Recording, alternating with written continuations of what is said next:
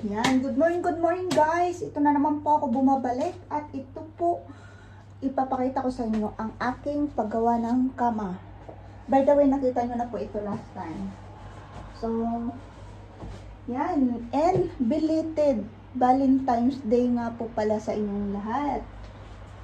Matagal-tagal na po tayo hindi nagkita-kita. So, ito na naman tayo at muling nagpapakita. Sana po ay gustuhan ninyo ang aking munting vlog. At pag nyo rin po sanang kalimutan, no? Ano ba yung sabihin ko? Naninibago ako no? Like and subscribe. At pakishare na rin po ng ating video. Para makatulong. Sa mga hindi pa nakasubscribe, subscribe na po. Yan. At pinapaalala ko po sa inyo, by 21, this February, mayroon po tayong, palaro. Mayroon po tayong palaro. So, good luck sa mga mananalo. Good luck sa mananalo, guys. So, nakalimutan ko nga pala ilagay yung headset ko. Ilalagay ko to. So, ito siya. No? Yun, connect na. So, nakalimutan kong ilagay. Yan. Matagal-tagal na akong hindi nag-YouTube, guys, kasi grabe ang busy ko. Pagkatapos ko dito magtrabaho, mayroon pa akong konting pinagkakaabalahan. So, yun. Ito na naman tayo. Balik na naman tayo sa kunting pagbablog. No? Pasupport naman po ako guys ng aking channel. Pasupport din po tayo na para makatulong po. Oh. Ito ang aking buhay dito sa Denmark. Sa araw-araw na ginawa ng Diyos, kailangan magtrabaho tayo para sa kinabukasan ng ating mga anak. Yan. Bali, matagal na akong hindi nakakapag-vlog at nakakapag-upload. Gawa ng busy ang lula nyo. Dahil nga nanganak yung anak ko. So, may ako na ako. Yan. Bata-bata kong nagkaroon ng ako. May bata rin akong nakapag-asawa. Inasawa na kanilang ama. Yan. So, naging single mother sa dalawa kong anak. No? Yan, plus may anak ako dito sa asawa ko.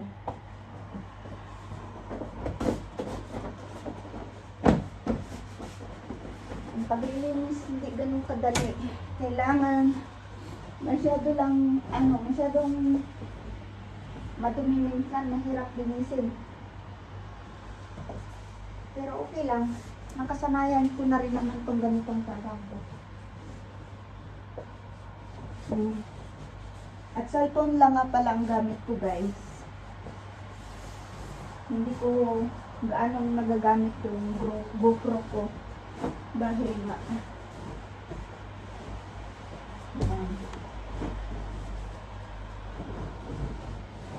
Ang paglilinis o paggagawa ng kama ay madali lang. Kung marunong ka sa technique, paano maglagay ng mga bidding, paano maglagay ng tamang pamamaraan na paglagay. Pero kung hindi ka sanay, mabagal. Karamihan dito sa amin, mababagal sila kasi lalo na mga ibang lahi dahil hindi naman yan sila sanay sa kagaya sa atin na Pilipino, madaling matuto sa trabaho. Sila yan matagal bago nila trabaho. Kailangan lang pantay o kailangan sumubra yan dito kasi may cover naman. No? So, na-miss ko rin ang YouTube. Pinupos ko yung sarili ko sa pagtatrabaho dahil gusto kong mabawi yung mga nagastos ko.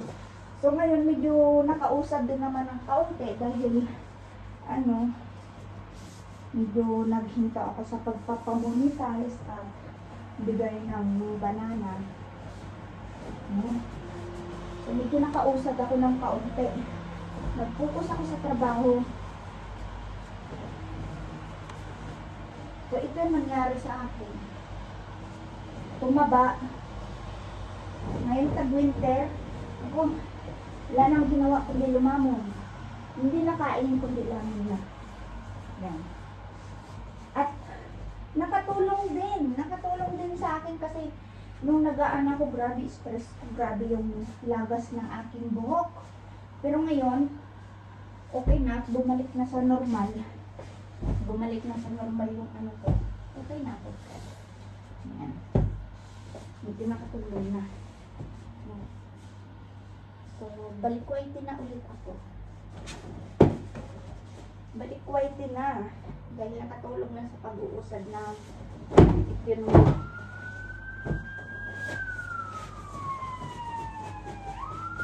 So, yan. At magbablog ulit ako pag nasa Germany kami kasi magbabakasyon ako for 6 days. 6 days vacation ulit. Ang lola nyo. So, magbablog ulit ako guys pag nasa Germany ako. Yun. Diba? Kailangan pantay lang. Pantay lang ang panglagay. Ayan. Tingin haplos sa plus lang ba kayo?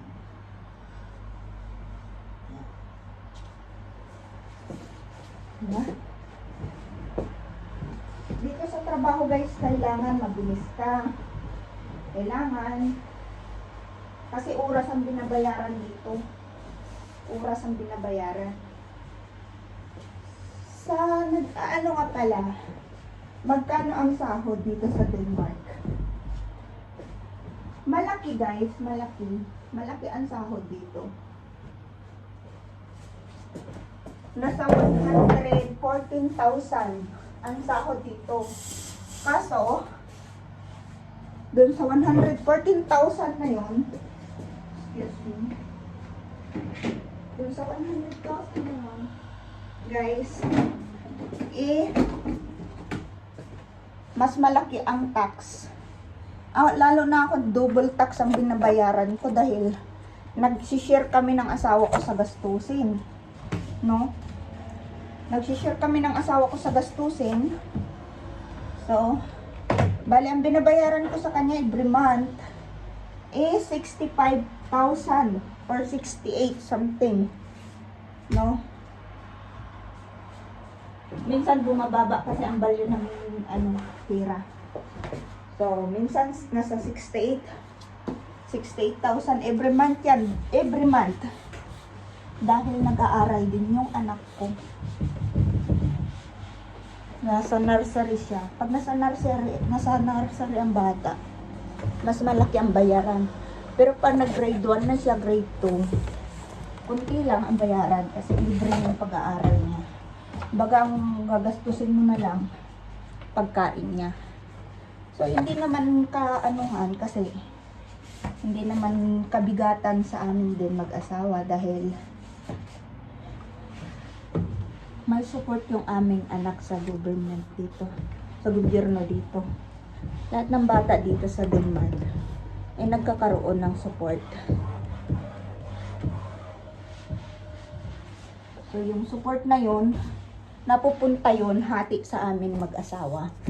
Hindi rin napupunta lahat sa akin. Dati nung sa magulang lang na babae napupunta. Ngayon nagbago yung rules.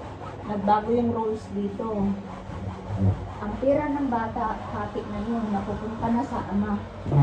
Ang kalahati. So, yun guys.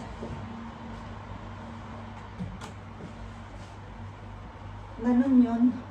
Ganun ang nangyari. Yung natitira sa akin, kunti lang. Kunti lang. Sapat lang sa pamilya, sa anak. Na ngayon at nadagdagan ang membro ng pamilya ko.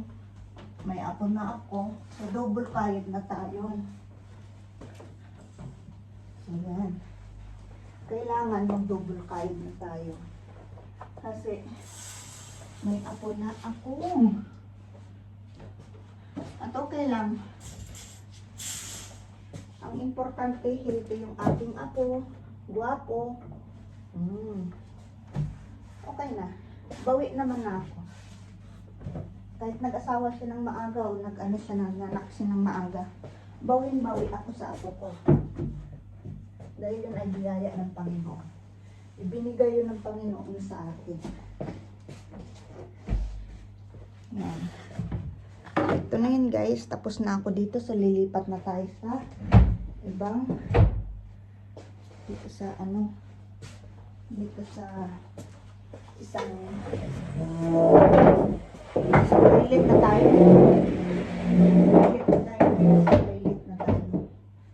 So ililipat ko kayo dito dahil ako ay kukuskus ng CR. CR naman tayo guys. CR naman tayo ngayon, no? Kita nyo ba ako? Kita.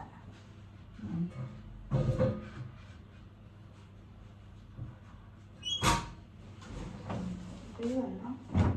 Ganyan. Ganyan naman yan.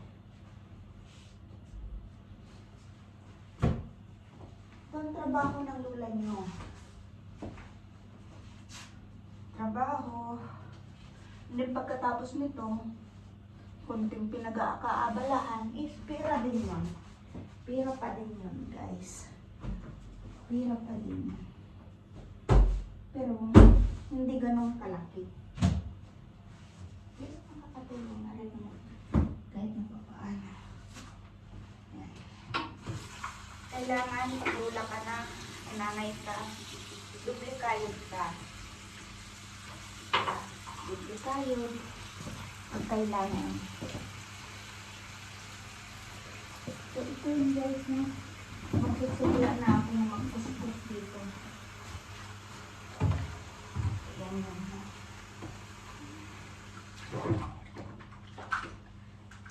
Ito, barado. So, kailangan natin kuskusin.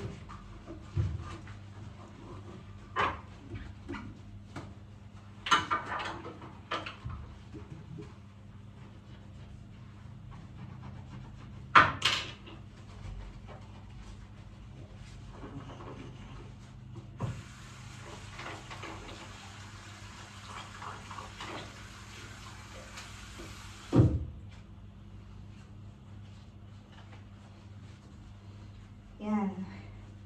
So, kamusta naman kayo? Ang tagal na natin hindi nagkita-kita. Last day, nag-ano ako nag-live ako. Pero, hindi ganun karami ang tao. Hindi nakagaya nung sobrang dami ang tao. Pero ngayon, kunti na. Kunti na ng tao. Kailangan lang talaga guys, mabilis ka sa trabaho. Dahil pag once nakabagal-bagal ka at tambak ang trabaho mo, gabi ka na matatapos. So ako hindi pa naman ako naabot ng ganong oras. Awa naman ng Diyos, mula na nagtrabaho ako. Hindi pa naman. Sa diskarte kung paano magtrabaho. Kaya madiskarte ka. May technique ka sa pagtatrabaho.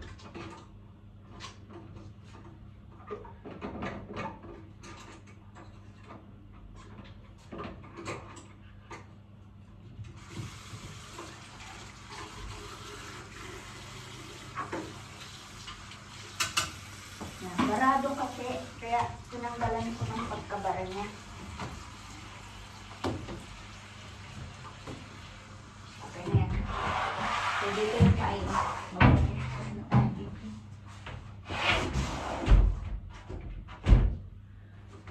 So, isang kwarto lang ang ipapakita ko ngayon sa inyo guys. Hindi lahat dahil ayan. Pagkatapos nito, iulit na tayo magpaalam sa inyo. Maraming salamat. So, walang sawa sa pagsuporta. At nandiyan pa rin kayo. Patuloy na nagsusuporta sa akin. Kahit na paano, nakikita ko pa rin kayo. Nagpapasalamat ko yun. Maraming salamat sa inyo, guys.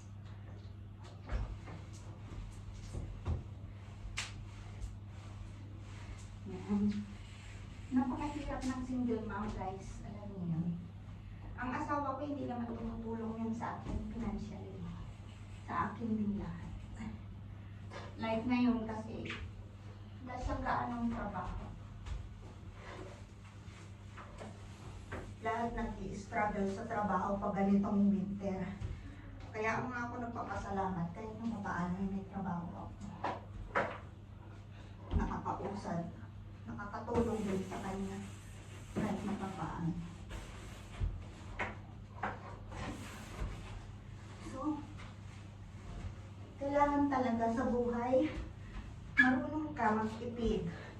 Huwag yung puro gastos. Ayun ang natutunan ko. Kasi pag puro gastos ko, ano bigay lang ng bigay. At lang nangyayari sa pinabukasan.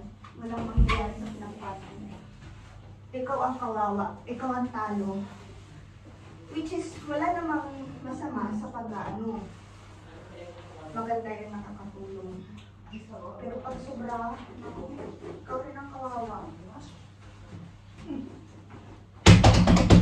Yes?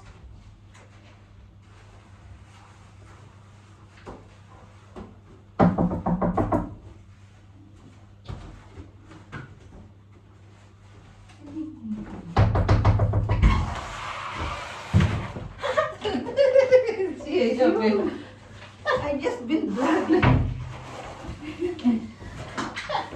I just been vlogged till mom. So I gonna upload this to YouTube. A YouTube channel.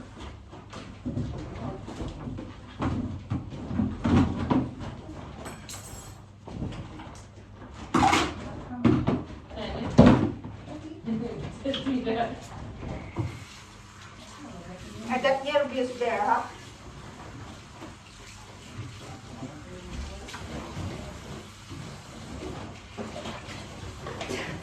How many rooms we have today? We have 12?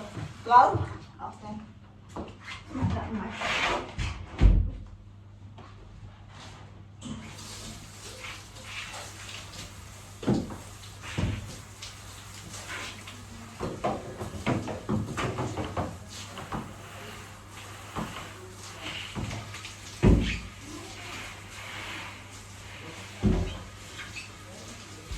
Ang paglilinis guys, kailangan diskarte lang yan. Yung hindi ka talo, hindi ka lugi. Ano? Pero malinis. Kailangan malinis. Yan. Diskarte lang. Dahil sa tanggap ko, yung kaya lang, tapos ginagamit ko mga pamunas.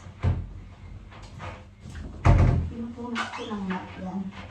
Kasi kung hindi ko minamak yung bawat ano, every 2 weeks ko ginagamak. Para hindi siya ganun kahirap. Next day, nalinisan. Kumbaga easy na lang. Ganun.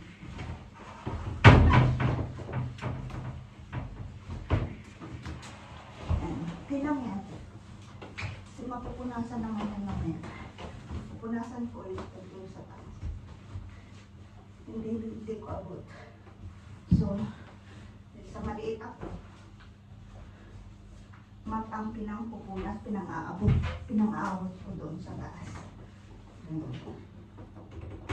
Ay, hinihingal ako. Tumaba ako eh. Alam niyo, grabe. Hindi na kasi kaya ng ginagawa ko. Lamon na.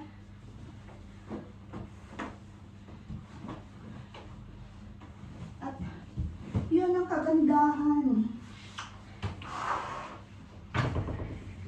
Medyo nakakanahawa ako ng kaunti sa stress. Dahil tinanggal ko yung mga taong niga sa buhay ko.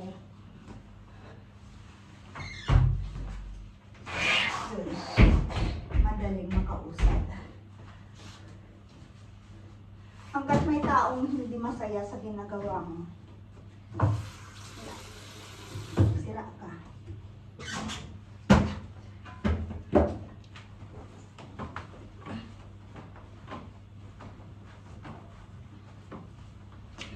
Okay. Yun lang yun guys. No? Pag hindi mo abot, magpatong. Ay, nakabiskarte.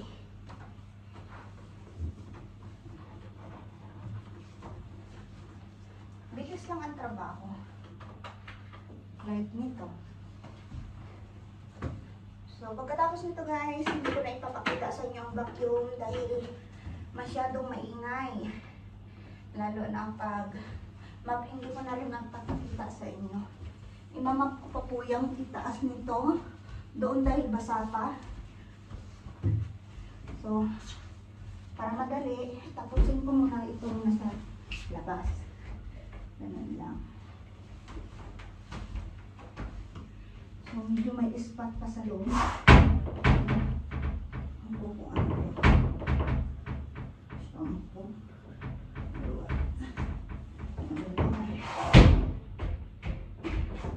So, malinis na.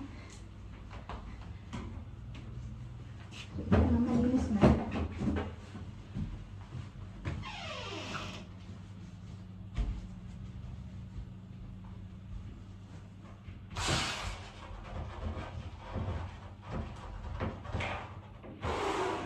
Tapos na tayo dito. So, ang gagawin na lang natin is ito, para sa toilet ko.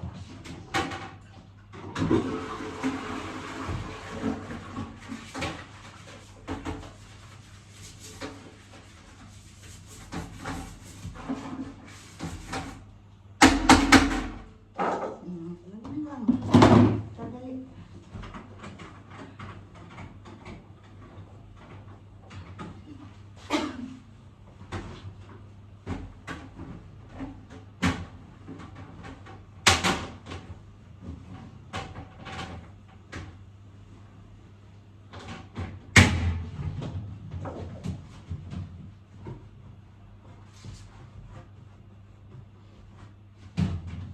Yan. Ang buhay ni Inday Lorena dito sa Denmark.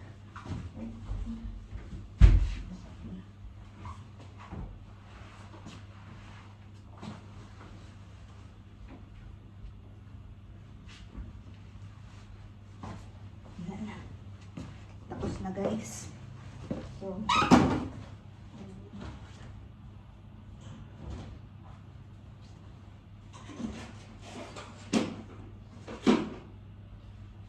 ngayon, magmamap tayo sa itaas. Imamap natin. Kaya papakita ko rin sa inyo paano magmap.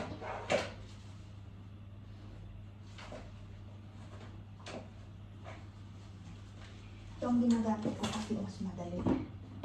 Saan na ito?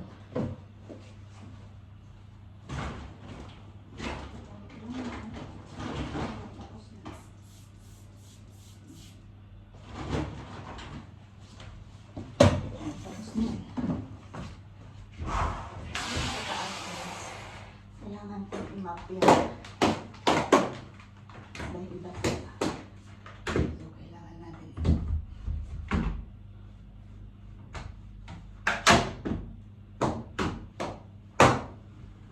Okay. Malinis na.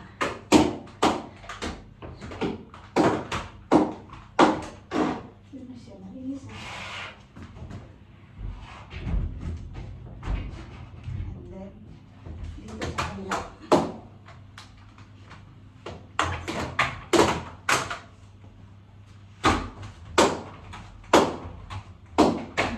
Pag hindi mo abot, ganito ang gagawin.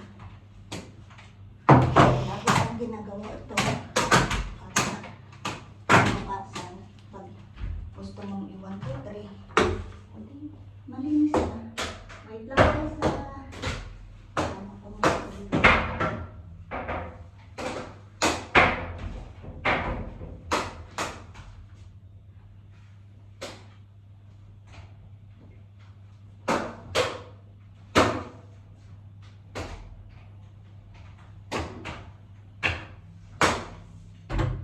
See? Malinis na. Ganun lang. So, yun na yun. Okay, magpapaalam na po ako sa inyo. Wait lang yung sarili ng kwarto ko. Ayun. Magpapalo ako.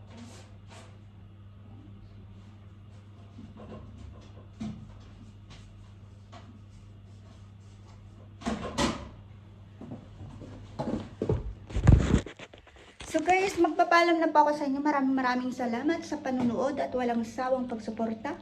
Hanggang sa muli. Bye-bye and God bless you all.